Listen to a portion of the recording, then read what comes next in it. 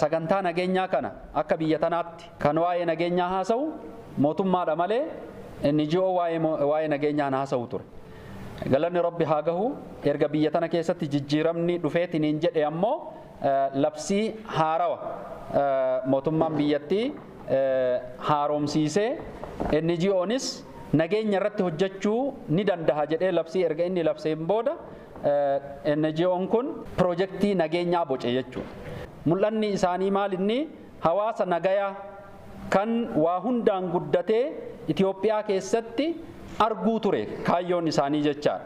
Karaa dhiyeessii tajaajila hawaasaa, jireenya fooyyessuu, nageenya ijaaruu fi mirga namummaa labsuu akkasuma jijjiirama qilleensaa to'achuudhaan ergama isaan qabataniitiin lafa ka'an ture jechaan. Dhaabbanni kun waggaa 28 akkas lakkoofsisee jira biyya tana keessatti erga dhaabbatee yeroo ammaa kan aanaalee 100 ol keessatti piroojeektii hojjetaa jira biyya Itoophiyaa tana keessatti. Kallattiin namni irraa fayyadamaatiin jiru dhaabbata kana dubartoota miidhamoo ta'an keessattuu jireenyaan gadi aanoo ta'an dargaggoota ijoollee maatii hin qabne akkasuma warra dhibee garagaraatiin qabameetiin jedhe balaa tasaa kallattiin bira gahuudhaan hawaasni waliigalaa akkuma biyya tanaatti dhaabbata kanarraa fayyadamutti jira jechaan.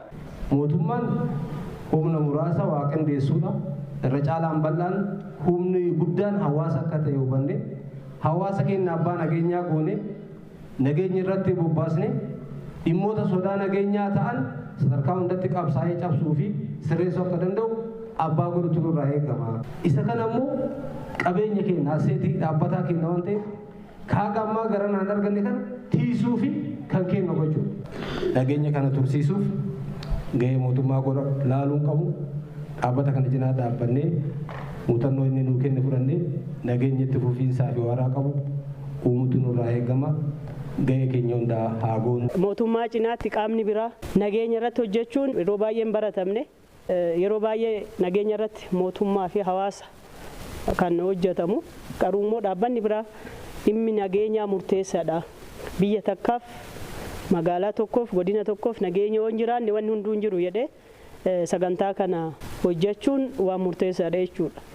Nageenyi yoo boora'e nageenyi yoo hin jiraanne biyyi takka hin jirti jechuun hin danda'amu.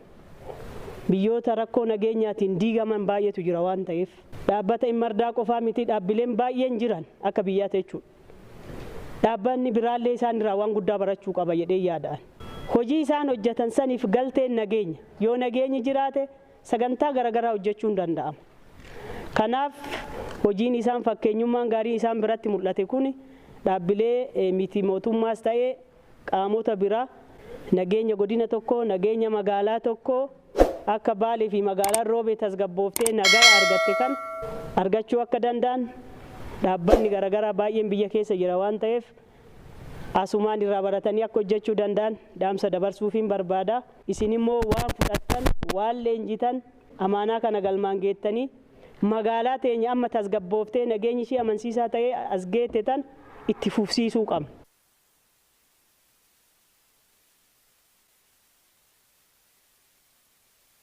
Waan guddaa EMRDAan nu barsiise waan guddaa irraa baranne hamma har'aatu namni tokkichi walirraa garagalee hin jiru guyyaa san irraa qabnee jechuudha. Garuu ani magaalaa Roobee hin tasgabbaa'een jedha. Dargaggeessa illee hin qabe EMRDAan kun dubartoonni magaalaa Roobee immoo ollaa keenyatti gallee ollaadhaan wal waamnee mana walii teennee galgalarraa wal gorsaa turre. Kuni nu fayyadeen jedhaani. Waaqayyoo keenya galanni haa ga'u. Hagarraa walumaan jirra hagarraa nagaa'uma qabna iddiriin keenya itti fufee baaltinnaan keenya itti fufee ollummaan keenya itti fufee. Adam tafsiiraa jedhama. Barreessaa mana marii muslimtoota godina Baaleeti. Dhaabbanni mitimotummaa EMRDA walitti nu qabee waa'ee nagayaa irratti nu mariisise kun waan jajjabeeffamuu fi sirrimatti garteetiin deeggaramuu qabu. Nagayaa irraa kan fayyadamu numa hawaasa. Kan nagayaan barbaanne shayxaana qofa yoo ta'e malee injiranatti hin fakkaatu. Fayyaaf nageenya jiraannaan misoomatu jira, guddinatu jira, jaalalatu jira, firoomatu jira. Waan itti gammannu waan lakkoofnee keessaa hin baanetu jira. Akka nageenyaatitti mootummaanis nagayaa garteetiin tiksuudhaaf dhaabbata.